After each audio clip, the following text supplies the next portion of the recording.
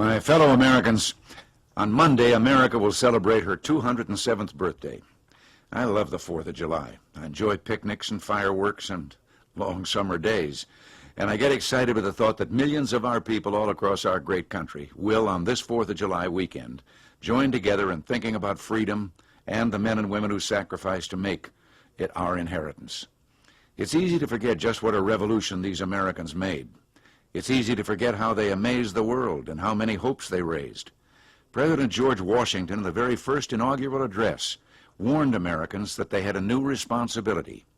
He said, "The preservation of the sacred fire of liberty and the destiny of the Republican model of government are justly considered, perhaps as deeply as finally, staked on the experiment entrusted to the hands of the American people." Now, you may not think of yourself or our democracy as an experiment, but look around. All over the world, millions and millions of people still live under tyranny.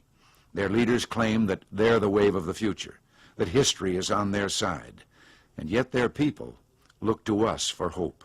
Their people look to America as the cradle of freedom, the place where the great civilized ideas of individual liberty, representative government, and the rule of law under God are realities. Yes, these people see America as the experiment that works, and democracy works because of the physical and moral courage of individuals, some famous, others deserving of recognition. I think of a group of women we honored in Washington this past April, an honor long overdue. They were nurses who'd been captured in the Philippines during World War II and then spent nearly 3 years in prison camps. Lieutenant Colonel Madeline Ulm, who was captured at Corregidor, is described tending wounded soldiers during the long months of siege. Our atmosphere was one of dusty pall, ever present, in which we moved, worked, tried to eat, tried to breathe, in an endless nightmare, she said. In Santa Tomas prison camp, Colonel Ulm and her fellow nurses quickly organized into shifts and began to care for other prisoners. They fought against diseases and starvation. They lacked medicine and equipment and food. But miraculously, every one of the 81 American women POWs had survived. These women would not describe themselves as extraordinary Americans. They simply volunteered to serve their country, and they chose to serve it with courage and hope. Their patriotism, as they gathered in Washington 40 years after their capture and imprisonment, remains strong and vibrant. Of course, we're accustomed to thinking of courage during a time of war, but democracy requires political courage as well. In 1954, when he was convalescing from a painful back operation, Senator John F. Kennedy had time to think about political courage.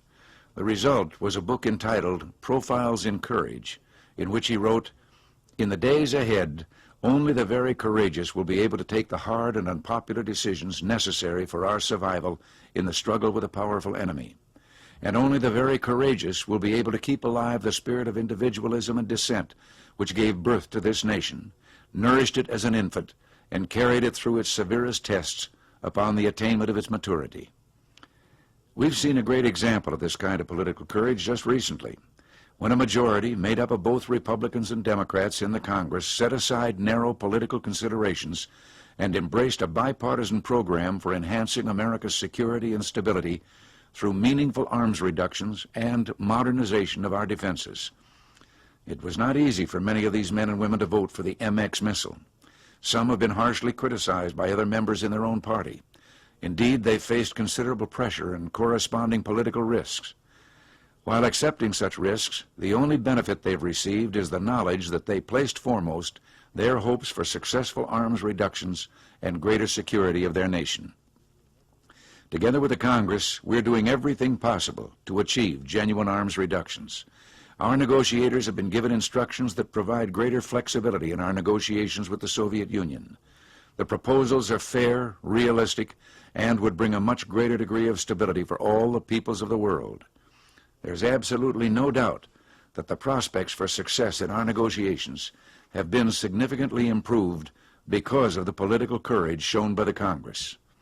The task now is to be patient and to sustain our resolve. On this 4th of July weekend, I salute those members of the Congress who are putting the interests of America first. They're part of a long American tradition of proving democracy's critics wrong, of showing that we have the courage to stand up for what is right and what is necessary. Our democratic experiment is alive and well at year 207, And with the help of the kind of political leadership and vision that we've seen in recent weeks, we can count on many happy returns. Till next week, God bless you and God bless America.